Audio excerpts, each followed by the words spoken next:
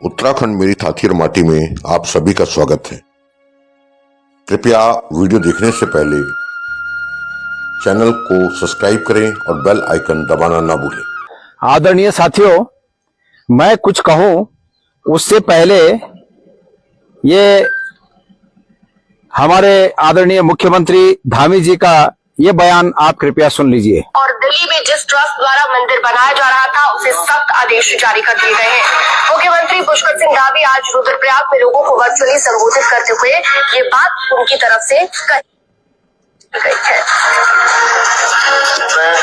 केदारनाथ धाम का कोई भी गलत उपयोग अब नहीं कर पाएगा और हमने इसके लिए तुरंत मंत्रिमंडल में प्रस्ताव लाकर ये सर्वसम्मति से निर्णय ले लिया है कि अब कोई भी जो है केदारनाथ धाम का नाम या हमारे धामों का गलत उपयोग नहीं कर पाएगा।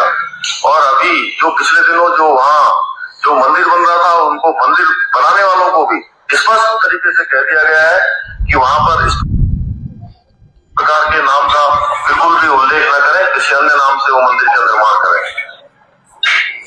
माननीय मुख्यमंत्री जी का यह बयान अभी आप लोगों ने सुना, जिसमें वो कह रहे हैं कि हमारे मंत्रिमंडल ने यह निर्णय लिया है कि दिल्ली में स्थित वो संस्था इस नाम से मंदिर नहीं बना सकेगी उनके आदेश के बाद। और उनका ये कहना है कि हमने उनसे बात भी कर ली है और उन्होंने ये बात मुख्यमंत्री जी के मान भी ली है। आदरणीय मुख्यमंत्री जी, मैं एक कहानी आपको कहना चाहता हूं। एक राज्य में कोई व्यक्ति एक अपराध के लिए दोषी पाया गया। राजा ने आदेश दिया कि भाई या तो तुम 4 महीने की सजा स्वीकार कर लो। सबसे पहले उन्हें कहा गया कि आप अपनी गलती स्वीकार कर लो।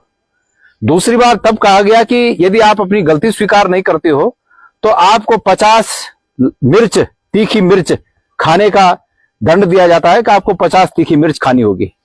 और अगर आप जो है तीखी मिर्च भी नहीं खाओगे तो फिर आपको 1 साल की सजा देने का प्रावधान है। अब हुआ ये कि जो व्यक्ति दोषी पाया गया था उस व्यक्ति ने ये सोचा कि ये अच्छा है कि मैं 50 तीखी मिर्च खा के अपने इस दंड से छुटकारा पा लूं। और उन्होंने मिर्च खाना शुरू किया। उन्होंने 2 मिर्च खाई, 4 मिर्च खाई, 6 मिर्च खाई, 8-10 मिर्च खाई, 15 मिर्च और 20 मिर्च खाते खाते उन्होंने हार मान ली कि भाई अब मैं मिर्च नहीं खाना चाहता, मेरे से नहीं खाई जाएगी 50 मिर्च।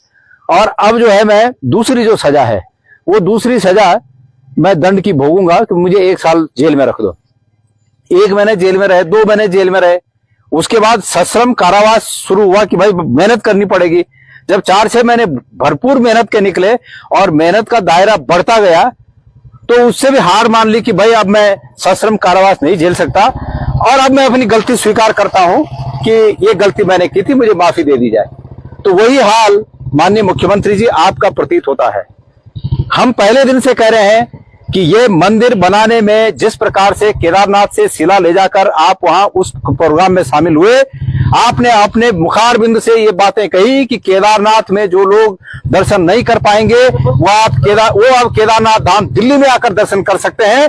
आपको माफी मांगनी पड़ेगी। नंबर 1 बात, आज आपने ये कहा कि हमारे मंत्रिमंडल ने ये कहा है कि वहां पर कोई भी इस नाम से मंदिर नहीं बनाएगा। मुझे कृपया आप कोई ऐसा अध्यादेश बताइए जिस अध्यादेश को माननीय हमारे महामहिम राज्यपाल ने अपने हस्ताक्षरों से जारी किया हो और जो दिल्ली के नागरिकों पर, दिल्ली की संस्था पर या अन्य किसी राज्य की संस्था पर लागू होता हो। आप कृपया बताइए। आप आज भी केदारनाथ और उत्तराखंड के भोले भाले लोगों को आप बरगलाने का काम कर रहे हैं। आपका कोई आदेश, हमारे उत्तराखंड की विधानसभा में पारित कोई आदेश दूसरे राज्य की संस्था या नागरिकों पर कैसे लागू होता है, आप कृपया इसको स्पष्ट करिए।